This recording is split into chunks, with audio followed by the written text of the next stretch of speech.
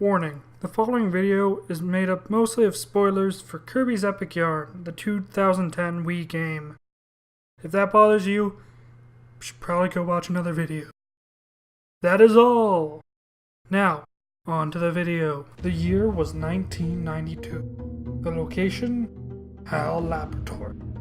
Game developer Masahiro Sakurai, with help from mentor Shigeru Miyamoto, brought forth a creature that would forever change the world as we know it. Because it's so freaking adorable! Yeah, that's right, guys, we're talking about Kirby today. I mean, I bet you didn't get that from the title or anything. Kirby has stood the test of time as one of, if not the #1 cutest, adorable character ever. I mean, the guy's like 24 now. He's been racing on Stars, he's been in every single Smash Bros. Game. Chances are, you not only know this guy, but you probably want, if not already have, a plush of him. I mean, I need them, I need them all, I just need them all, I just need them all, I just need them all, I just need them all, I just need them all, I just need them all, I just need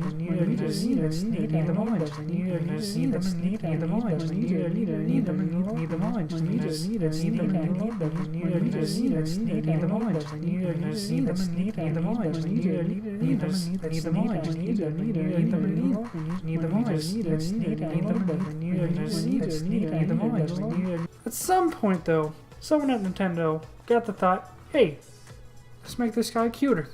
And then boom, Kirby's Epic Yarn.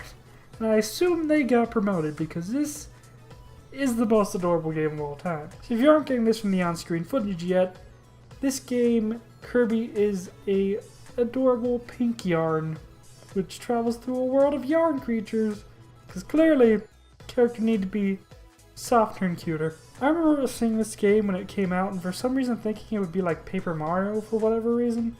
I mean, that has absolutely nothing to do with the review, I just thought I'd mention it. Maybe it's something to do with the world's being made of arts and crafts? Yeah, I don't know.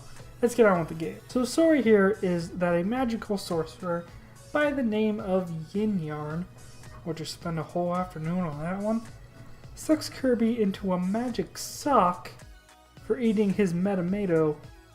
That sock is actually home to an entire world by the name of Patched Land. Kirby's transformed into his Yar form and he meets Prince Fluff. Prince Fluff actually serves as the second player in co-op mode. Fun story though, this was actually going to be an entirely separate title starring Prince Fluff as the main character, but they decided to retool it into a Kirby game for whatever reason. Anyway, Fluff informs Kirby that Yin Yarn has torn up Patched Land and it's up to Kirby and Fluff to get back this magic yarn stuff that can fix the world, and then beat up Yin Yarn once and for all. This game doesn't play like your basic Kirby title, namely Kirby can't suck up enemies, fly, or have his trademark copy ability. Instead, the game focuses on platforming, with your main method of attack being whipping things with your body. Simply hitting an enemy can pull them apart, holding the button down will transform Kirby into a top that will wind them up into a yarn ball so you can throw them at enemies and break blocks. The game uses these mechanics pretty well, creating a really interesting world with varied terrain and ways to traverse it. All controls it very well, if it is pretty simplistic. The true highlight of this game though is Kirby's transformations. He transforms into a car while he's dashing, he turns into a weight when he's ground pounding, and he can turn into a submarine during underwater sections. That's not all. In certain levels, Kirby can get transformed into a wide variety of things, including a fire truck, rocket car, UFO, digging thing, snowboarding penguin, and so many others. Personally, my favorite two, though, are the dolphin and the mech tank. You encounter the mech tank early on, it's actually the first thing you ever transform into, and it is amazing because you take up like half the screen and you're just plowing your way through enemies. Because what are they going to do to stop you? All the time you're just blasting missiles out your mouth all over the screen. It's just amazing. Now the dolphin one is adorable because you're a dolphin swimming through a sea of cotton and yarn, and you can do tricks, you can do like spin dash, you can jump out of the water and play basketball, and there's a button to do the tail move. You know, the dolphin tail move, you can do that You can do that in the game. It's a button port. You can do that. You can do the tail move that the dolphins do at SeaWorld or whatever. Best game, 10 out of 10. Best game, 10 out of 10. So the rest of the game is relatively basic though. You travel through worlds beating levels. At the end of each level, you get a patch that makes something unique happen in the overworld to reveal the next level. Every level is pretty unique, and they rarely overuse the same basic style. Even the lava world, the fire-based levels aren't the entire thing. Some of my favorite levels include the dinosaur level, a gravity-based level, and a level based on music, and these are only the tip of the iceberg. Every level is pretty unique and memorable in its own right. At the end of each world, you battle a boss, which gives you another piece of magic yarn that unlocks the next world. And the bosses all deserve mention. Some are pretty basic, like Fangora the dragon or Kapamari the squid octopus. But some are freaking amazing. Like Hot Wings, for instance. That's right, there's a giant flaming bird named Hot Wings, which is delicious. Especially because he looks like a giant chicken when you extinguish his fire. With that said, anyone want to spit some hot wings? I'm hungry. There's also Squashini the Pumpkin Wizard, who battles you with enough magic tricks and slot machines to fill McCarran International Airport.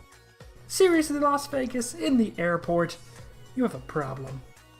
Now partway through, Yin Yarn captures DDD and Meta Knight, and they each have their own boss battle. DDD's is a pretty basic yet still fun affair, but Meta Knight's is something else. Honestly, this is the hardest part in the game.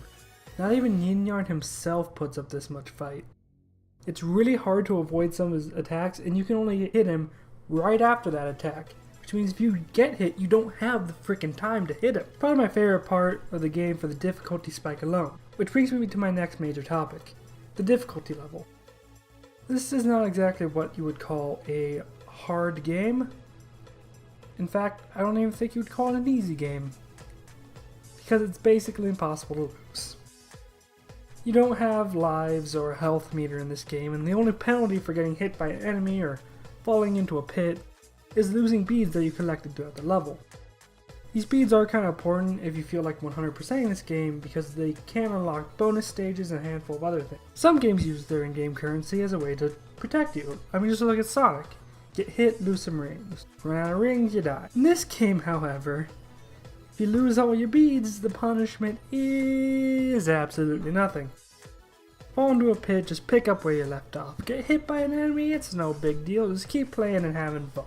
So the worlds are all pretty obvious. I mean, you've got grassland, fireland, waterland, snowland, spaceland, and treatland. That's right, this game is so gosh dang adorable that there's multiple levels dedicated to sugary treats and toys. So freaking cute. So anyway, after beating Meta Knight, you get out of Patchland and you go into Dreamland to stop Yin Yarn, who's causing all havoc and turning everything into yarn and crap. These levels are pretty difficult, I mean at least for this game, and they truly test a lot of the skills you've been building up to this time, which is a very nice gesture due to the easy difficulty you breeze through the rest of the game. So we get to the battle with Yin Yarn itself. However, this is nothing too special. He can throw you for a loop sometimes, but he's not that difficult. Upon beating him, he does come back in a stronger form, so in response, Kirby turns into his tank mech, and then just destroys him.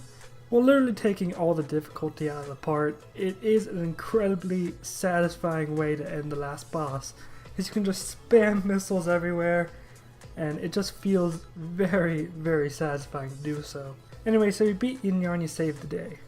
Good on you. Now Kirby has a new adorable friend, and everything goes back to normal. I mean, it's not a really eventful ending. I mean, what do you expect from this game? It is pretty cute, though, so I mean, there is that. Now that I'm at the end of this game, though, I have to admit, it is very short. I clocked it at just under 7 hours, and that was with me leaving the game paused for some lengthy periods of time while I had to work on some other things. Overall, I have to say this game, while not being difficult, is really fun and charming. The atmosphere mixed with the art style leaves you with a feeling of just simple fun, which sums up the game pretty nicely. It's nothing legendary, but it is a good time. Thanks a lot, Kirby. Hey guys, thanks for watching the video. it was on Kirby. Did you like it? I hope so. So this is my first video since I moved, and it's good to be working on videos again. Really happy to be doing that. And this is also my first review, so let me know what you think. I have more videos in store, and I guess until the next time.